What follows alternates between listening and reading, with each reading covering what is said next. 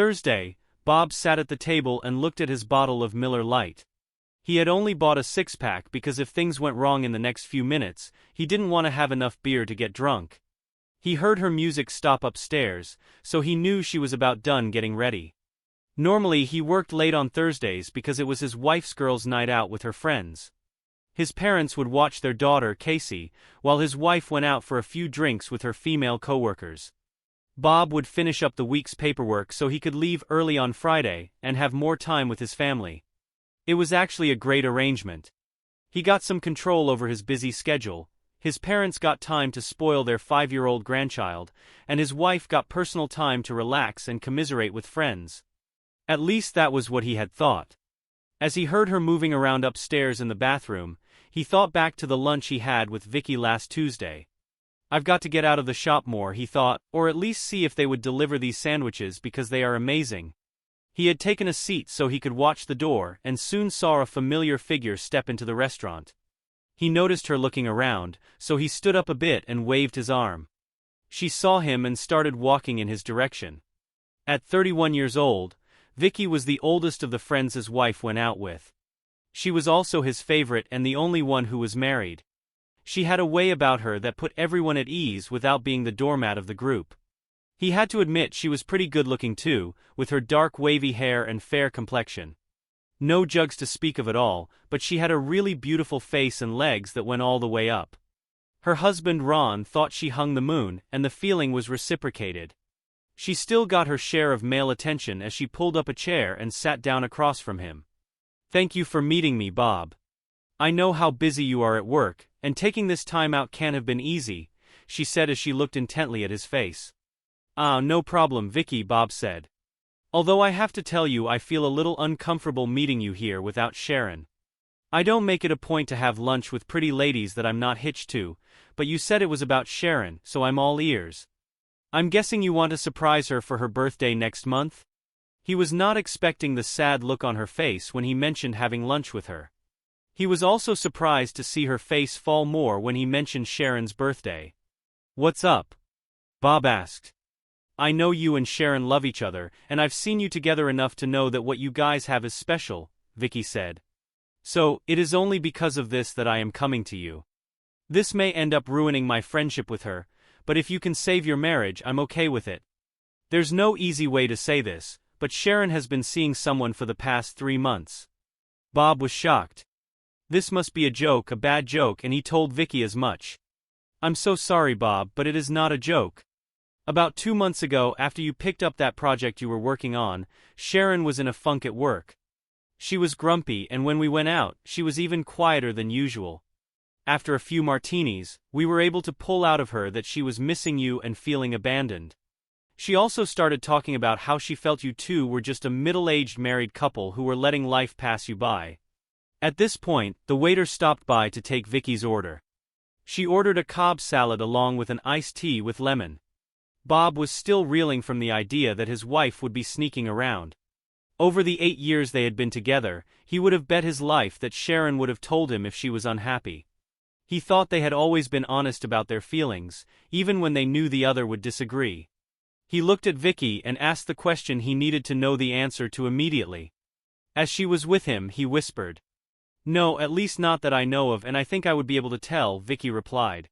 "Believe it or not, your wife is a pretty open person. That's why I'm shocked by how she's acting. Bob, you have to know that every woman I've talked to has said these same things. I figure it's almost like how you guys always complain about being dragged down by the ball and chain, or whatever terms you use amongst yourselves." When she started talking about this, we all commiserated and told her the same things.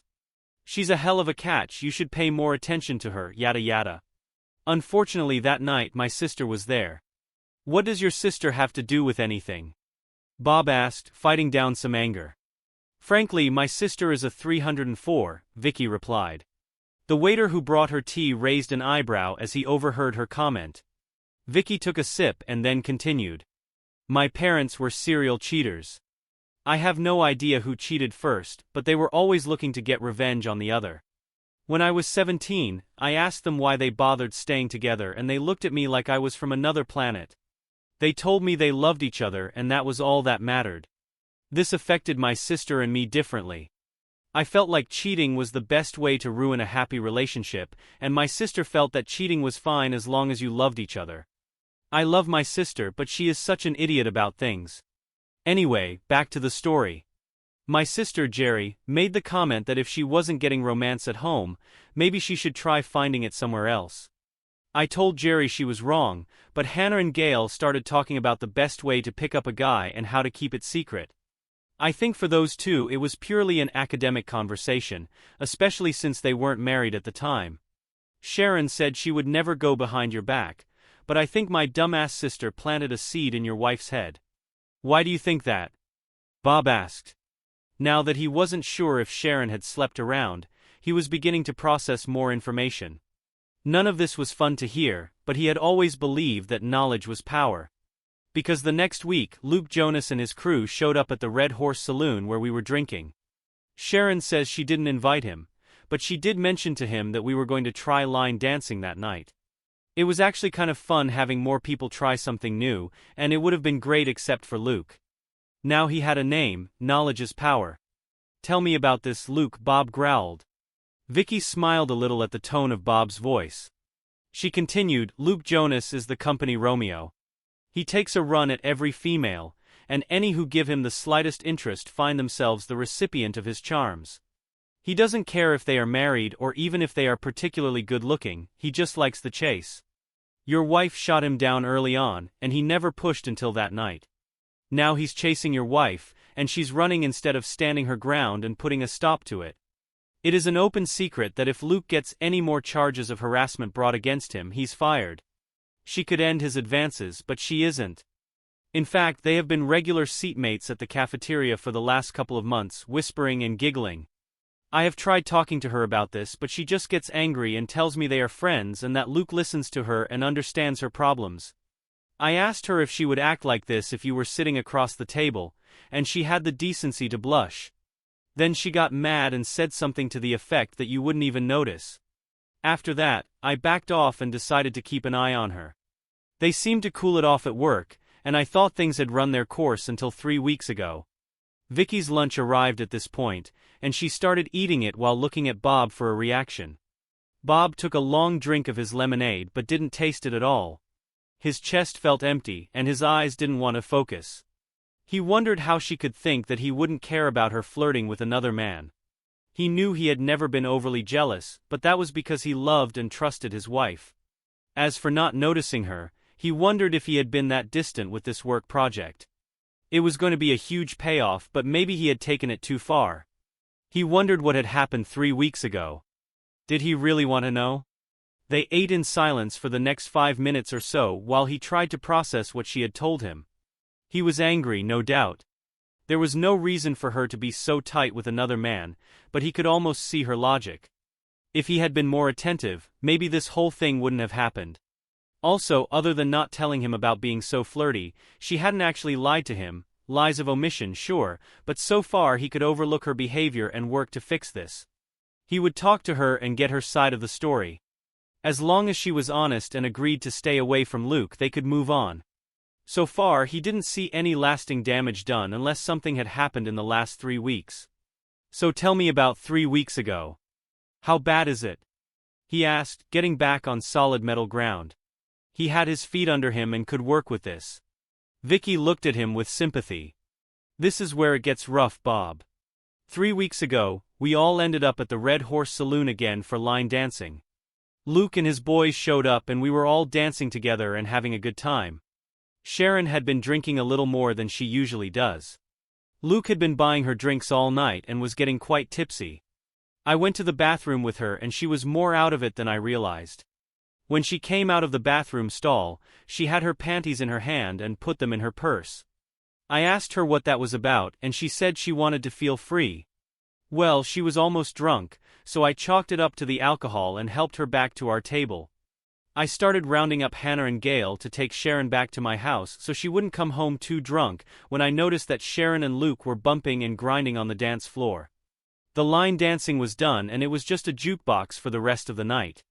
I saw her panties in her hand, and she put them in Luke's pocket as the song ended. Unfortunately, so did everyone else. There were catcalls from all over the bar and Luke was grinning like a Cheshire cat. Then he went and gave her an almost deep kiss. One of his friends was holding up a cell phone. I wanted so badly for her to stop him or something, but she just went along with it. Oh Bob, I am so sorry. She stopped as she saw his reaction. His jaw was literally hanging open. He had to get out of here, she said. Excuse me for a second, bathroom, he stuttered as he got up and walked away. He went inside and locked the door behind him. He splashed some water on his face and gripped the sink as hard as he could. He remembered the night she was talking about. Sharon usually got home around 11:30, but that night it was almost 2:30 when she came in. Vicky had called and told him that she was staying at her place for a while because she had had too much to drink. She would call a cab for Sharon when she was more sober. This had happened a few times before, and Bob had always been relieved that Vicky and the girls were so responsible about not getting a DUI. He always thought that getting a little blitzed was part of the fun of going out and cutting loose. He honestly wasn't mad about it. He also remembered what happened that night when she got home. He remembered being woken up by the warm sensation of Sharon's lips on him. It caught him by surprise. And before he knew it he said, "My God, honey, that was incredible." He apologized for things ending so quickly and offered, "Please let me make it up to you. Let's see what you've got." As she stood up he pulled her in for a deep kiss. He could taste a hint of alcohol, but it didn't bother him. After what she had done, the least he could do was kiss her. He then started kissing her neck, making her giggle and squirm as he always knew she would. He gently traced down to her collarbone and between her breasts. Though some women have very sensitive spots, Sharon wasn't particularly affected there, but that was fine with him. After 8 years together, he had discovered other places on her body that brought her joy. He let his kisses trail slowly down to her lower body, gently guiding her onto the bed. "Please, baby, make love to me," he said, feeling her body tense up in anticipation. He thought about warning her not to wake their daughter, but got caught up in the moment. That was fantastic. "My God, baby, I haven't felt this good in a while." After that, they shared some of the most passionate moments they'd ever had. As they paused for a breath, she smiled and said, "I taste pretty good, don't I?" "Sweetest thing ever, baby," he replied. "But don't think we are done. You started something that I now have to finish." He smiled. This was turning into the best night ever. "Screw me, lover," she growled as she looked at him with lust-filled eyes. Tonight he had a beautiful woman who wanted him to take her. They both had amazing sex. He snapped back to the present. Now he was shaking with rage as he felt that she had gotten all worked up over her boyfriend and came home to take it out on him. Damn, he thought. What if she was thinking of him while we were having sex? He splashed more water on his face, dried himself off and went back outside. As he sat down he saw a look of sympathy on Vicky's face, but had no idea how to respond. His sandwich was forgotten on the table. "What else do I need to know, Vicky?" he asked. "Honestly, Bob, that's about all there is. The last couple of girls' nights have been at Hannah's house with wine and lingerie parties. At work, Sharon has been acting very cool towards Luke, even though he has been really sniffing around her. I had thought that it was done, but just yesterday I saw them talking. They shut up when I came around the corner, so I have no idea what they are up to, but I am done with it. I figured you need to know, and maybe you can do something since she is not listening to her friends anymore." The waiter came to bring them their check. Bob grabbed it before she could touch it and started fishing out his credit card. "I want to see these guys in action together and maybe scare them straight," he said. "Sharon says you guys are going to the Red Horse Saloon this week, so this Thursday when you guys go I'm going to show up and observe from across the room." He stopped talking abruptly as he noticed the horrified look on Vicky's face. "What did I say wrong?" he asked. "Bob, Hannah has a doctor's appointment early on Friday, and Gil is going to see her brother in Florida. If Sharon is going out Thursday it isn't with us." She reached across the table and grabbed his hand. "I am so sorry, honey," she said sadly. "I know better than to ask if you are okay, but here is my home phone number. Call any time to talk to Ron or me." Her husband was a marriage counselor by trade, so talking to him could potentially be helpful. "Thank you for telling me, Vicky. I know it must have been difficult for you, but I really think you're being a good person and a good friend. I don't know what is going to happen going forward, but now I know what is going on and I can take some action. Thank you again. As he thanked her, he stood up to leave, signed the credit card bill and walked out. Today was a breakthrough on the project Bob had been working on. They had been able to secure pre-manufactured parts from a startup company in Harrisburg that would shave 2 months off the turnaround time, which still gave them at least a week's cushion even with spotty transport logistics. 2 more phone calls and this plan would be done 2 months ahead and save the military millions. The cash bonus would be as huge as Bob had anticipated, and the recognition of having his name on the project would be nice. He should be as happy as the proverbial clam. Instead, he was thinking about how much he didn't want to go home and do what he figured he had to. He had decided to see what he could find out on his own about this affair. He couldn't access her work email, but he didn't think they would put anything on there since it was monitored. He did log into her Yahoo Mail account and found nothing. She could have made a separate account, but he would have no way of knowing that until he got on their home computer. Part of the problem was that Bob knew he wasn't very tech-savvy. The idea of buying surveillance cameras or rigging his house with voice-activated microphones sounded cool in theory, but he already had a plan in place for confronting her. All he wanted was as much information as he could get to know how far he would have to go to try and save or scuttle his marriage. Sharon had already picked up their daughter, Casey, from his parents and had conned him into bringing Chinese food home. When he sent her a text asking what she wanted, she replied, "After 10 years together and 8 of those married, you should know what I like, babe." He couldn't resist digging in his reply. "I just wanted to make sure you were still happy with the status quo." His phone dinged back, "You were right. Give me an extra egg roll." If it weren't for the bombshell dropped yesterday, he would have been so happy to come home an hour early and just spend time with his wife and kid. When he looked at his clock, however, he reminded himself that before the project began, this time would have been considered 2 hours late. He also realized that he hadn't been home early with his family on a Friday since this had started. Add to that being tired and stressed even when he was home, and it was easy to see how Sharon could feel neglected, not that she had any right to do what she was doing. Walking through the front door, he saw his wife reaching up for a wine bottle. He stood there and just admired her form. At 31, she was a woman in her prime. Her 5 feet 7 inches frame had just enough curves to be mouth-watering. He had a great view of her tight bum, even apparent through the bulky sweatpants she was wearing. She had her hair pulled back in a ponytail, and when she turned around and hit him with that $1,000,000 smile, he couldn't help but think how damn lucky he was to be with her. Then he remembered. "I'm so glad you're home, babe. How was work?" she asked as she walked over to give him a nice kiss on the lips. "Pretty good. We had a major breakthrough on some supplies, so we are probably going to be done at least a month ahead of schedule," he said. "I know I have been out of it with this project. I also know that it sucks that I can't talk specifics with you about it due to the fact that it's classified. I just want you to know that you and Casey are the most important things in my life, and I will do everything in my power to protect us as long as I can," he said, looking into her eyes. Did he see a flash of regret or guilt, or was he just looking for something? This was one of those days he cursed not being able to read people. He was often labeled a straight shooter. He tended to speak plainly and directly and expected others to do the same. He knew he could initially come off as abrasive, but when people got to see that he meant what he said and that he would be upfront about things, they actually liked him. His technique had worked for him for his 34 years, and he saw very little reason to change until now. "Oh, honey," she replied. "We both love you to death and understand. I will admit I wish you could be plugged into the family a bit more. I get that this is only temporary. It does make me feel so good to hear you acknowledge that fact, though." She almost looked like she had tears forming in her eyes. Was she really this good of an actress?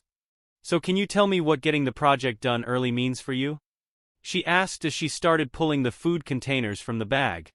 "Well, first and foremost, it means a very significant pay bonus. I don't know how much until the project gets greenlit, but we're not talking chump change. Then there's the fact that handling our first government project and being so good at it should get the company more work. My name being lead will also attract some government headhunters looking to scoop me up. The bosses know this, so I should be able to leverage some pretty good stuff out of them, assuming everything goes the way it should." As he was talking, he tried to eat his sweet and sour pork with chopsticks, but it always took too long, so he grabbed a fork. "Haven't I told you all this already?" he asked her for a chunk of pork. Not that I remember, babe, she replied. All I remember you saying was that you were going to be taking on a big contract that you couldn't talk about, but it should be worth it. Then it seems I haven't really talked to you since then, she said, looking kind of sad. She perked up, but it looks like I will have my husband back soon. He looked at her, time to do a little fishing. So what bar are you ladies hitting up tomorrow night? Should I stop by after work and make sure you all are good to drive home? He asked with what he hoped was a light tone. Oh, actually we decided to hit the Red Horse Saloon for some line dancing, but I think we'll be done before you get off work, she said, looking down at her orange chicken. His heart sank. Casey chose that moment to be done with her egg roll, and asked him to read her stories. He picked up his plate, rinsed it off in the sink, then picked her up and took her to the living room. For the next hour he doted on his child, reading story after story until she was fast asleep. He heard snoring from the sofa, and saw his beautiful wife curled up with her own book dropped in her lap. He picked up his daughter and walked her upstairs to her bedroom. He put her into her bed and tucked her in. His eyes started filling up with tears as he thought about what the next few days would bring. He wanted her to remember these good nights with her mother and father, and not the rough nights that were likely on the horizon. Wiping away his tears, he walked back downstairs to the couch where his wife was asleep. He kissed her lips gently, pulled a blanket up over her so she wouldn't get cold, then went looking for her phone. He found it plugged into the wall on the nightstand in their room. He swiped up left and right to unlock it and started looking through her texts. It didn't take long to find what he was looking for. Scrolling back, he saw the text started about 3 months ago. Hey pretty lady, it was fun seeing you girls out dancing last night. Same here. Bob works late on Thursdays and the in-laws watch the Rugrats so we can have girl time. Your hubby is a good guy letting you get out of the house every once in a while.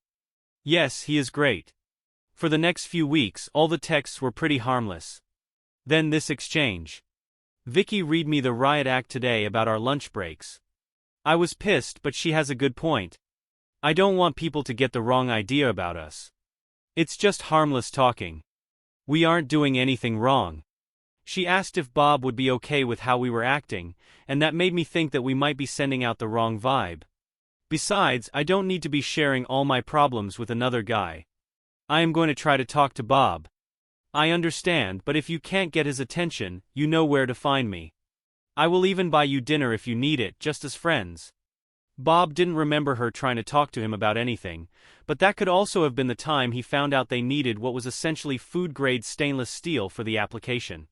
He spent days trying to track down a supplier that could manufacture the quantities they needed. During that time you probably could have dropped a bomb on him and he wouldn't have noticed. So far, all the texts were harmless from her end. He figured it was pretty obvious that Sam was playing her, though how could she not see this? He scrolled down to see the next set of texts. You need to give those back today. What are you talking about? You know damn good and well my friends are so pissed at me right now and I don't blame them. If Bob finds out how much of a 304 I was acting like, he may leave me. So you don't want me to show him the video? What video? You can't let anyone at work see that. Sam was there and he took a video on his phone. I will make sure he deletes it. You will owe me though. Fine. I can't lose Bob, not after last night. What happened last night? It's really none of your business. Was he pissed off that you got home late and drunk? Oh hell no. Let's just say there was some serious world rocking going on and leave it at that. So some dirty dancing with me got you all worked up for your hubby. You should be thanking me. You were being a jerk last night. It was off the charts and it was because Bob and I love each other. Now give me my panties back and make sure that damn video gets erased. That sentence makes me sound like such a 304. Bob deserves better than me. No, he is lucky to have you. He wasn't there to keep an eye on you, was he? I'm sure he is a great guy, but you go out by yourself a lot. I don't need anyone to keep an eye on me. Just be the friend you claim you are and take care of what I ask, please. Sorry, of course I will help you and then I'll let you buy me dinner. Just make sure no one sees that video and I will do whatever you want. Nothing until last Monday. I heard ladies' night was cancelled. How about that dinner? Not a good idea, so sorry. Oh come on. Hubby is going to be at work and the girls are leaving you alone. One night out with a friend and we can chat about stuff like we used to in the cafeteria. Besides, you owe me. Fine, I will meet you at the Red Horse at 8. Nope, meet me at the TGIF in the Sharon Hotel. They have great drink specials and I don't want to be yelling over a bunch of drunken idiots. I'll be getting a room in case we drink too much. Fine, but this is just a couple of friends having dinner. And I do owe you for making sure that video never got out. Got it. It's bad enough that people from work heard about it. Don't worry about it. I watched Sam delete the video and soon someone else will do something scandalous and you will be fine. See you at 8. There it was, probably the end of a marriage. How many times do you see your wife accept a date with another man at a restaurant or bar and hotel? How can this possibly go well? How could she possibly think that sex wasn't on the table? He closed out the text messages and plugged the phone back into charge. He got undressed and slid into the bed alone. I slept for a long time. Thursday, she came down the stairs wearing her little black dress that she always wore when they would go out on their dates. She looked beautiful. She stopped at the bottom of the stairs when she saw him sitting at the table. "Oh, Bob, I didn't expect you home this early today," she said, looking kind of pale. "We need to talk, Sharon," he said with almost no emotion in his voice. "This is probably the most important talk we will ever have. Please have a seat." She sat down, looking scared. She went to hold his hand like they would normally do, but he pulled it away. "I know that there is no girls' night out. I know that you have been seeing Luke Jonas behind my back," he started. "Bob, please let me explain." She was cut off abruptly by him slamming his fist on the table. "Damn it, Sharon, listen to me," he yelled. "You don't get to talk until I have said my piece." She cowered back and started to cry. He looked impassively at her and continued, "As I was saying, I know you have been cuddling with this Luke at lunch. I know you have been dancing with him at the Red Horse Saloon. I know you took your panties off and gave them to him after some sexy bumping and grinding on the dance floor. I know the only reason you jumped me 3 weeks ago was because you were all worked up over him. I also know that you are going on a date with him tonight at a restaurant and a hotel where your boyfriend will have a room ready. I don't know if you have slept with him or given him oral sex yet. I am not sure what would have stopped you if you haven't." He paused, trying to get his anger under control. "Sharon, you lied by omission to me about Luke. You lied by omission to me about your pantyless dancing and you lied to me about going out with the girls. Frankly, I am tired and my trust in you is broken. I am not sure I even want to work on this marriage anymore. Your actions make me think you don't care about this marriage anymore. So I will give you 3 choices." He held up a finger. "Choice 1, you walk out that door.